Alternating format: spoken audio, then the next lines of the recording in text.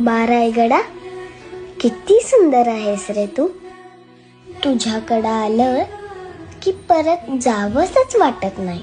या विश्वाची आम्ही रे करे, हे गगना आम्हाला नवे रंग दे, नवे शब्द दे नवे अर्थ दे, दे हृदयाला क्षितिजाची हाक दे.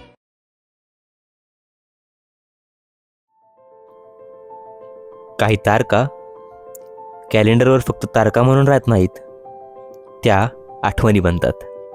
6 जून 2026 छत्रपती शिवाजी महाराजांच्या राज्याभिषेकाचा दिवस आणि त्याच्या आदल्या रात्री 11:38 आमचा प्रवास सुरू झाला. हा प्रवास आधीपासून ठरलेला नव्हता. परीक्षा सुरू होती, वेळ कमी होता, परिस्थिती साथ देत नव्हती आणि ज्याने हा संपूर्ण प्रवास आखला होता तो आमच्यासोबत नव्हता. पण कधीकधी माणसं सोबत नसली तरी त्यांचा विश्वास सोबत असतो. महाराष्ट्र झोपला होता. रस्ते शांत होते. फक्त काही ट्रक, काही दिवे आणि रायगड गाठण्याचं एक स्वप्न. प्रत्येक किलोमीटर आम्हाला इतिहासाच्या जवळ नेत होता. कारण आम्ही एका किल्ल्याकडे नाही तर आम्ही त्या भूमीकडे जात होतो जिथे स्वराज्याचा राज्याभिषेक झाला होता. रस्ता किती मोठा आहे यापेक्षा तो कुठे घेऊन जातो हे महत्त्वाचं असतं. रात्र सरत होती आणि पहाट जवळ येत होती. 6 जून पहाटे 3:57 आम्ही रायगडाच्या पायथ्याशी पोचलो. थकवा होता, झोप होती, पण त्या सगळ्यापेक्षा मोठी होती रायगड पाहण्याची ओढ. मागच्या वर्षाप्रमाणे यावर्षी 16 समितीने व्यवस्था केली होती. बस आम्हाला गडाच्या पायथ्यापर्यंत नेऊन पोहोचवणार होती.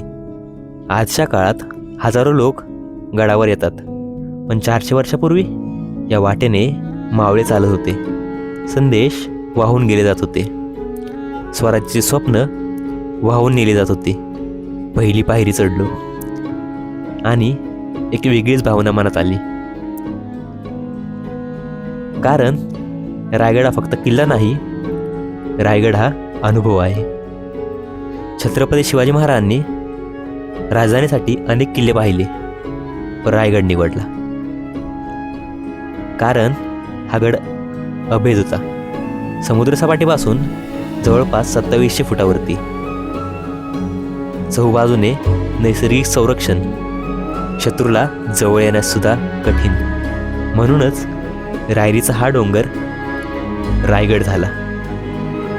6 जून 1674 हिंदवी स्वराज्याच्या इतिहासातील सुवर्ण दिवस.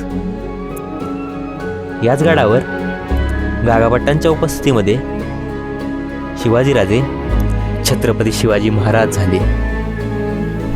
तो केवळ एका राजाचा राज्याभिषेक नव्हता, तो गुलामगिरीतून स्वाभिमानाकडे जाणाऱ्या राष्ट्राचा जन्म होता. म्हणूनच आजही हजारो शिवभक्त रात्रभर प्रवास करून ही चढाई करतात. कारण रायगडावर येणं म्हणजे फक्त इतिहास पाहणं नाही, तो इतिहास अनुभवणं आहे. आणि मग पहाटेच्या त्या प्रकाशात रायगड आमच्या समोर उभा होता, जसा तो 350 वर्षापूर्वी होता. अभिमानाने, स्वाभिमानाने आणि स्वराज्याच्या स्मृती जपत.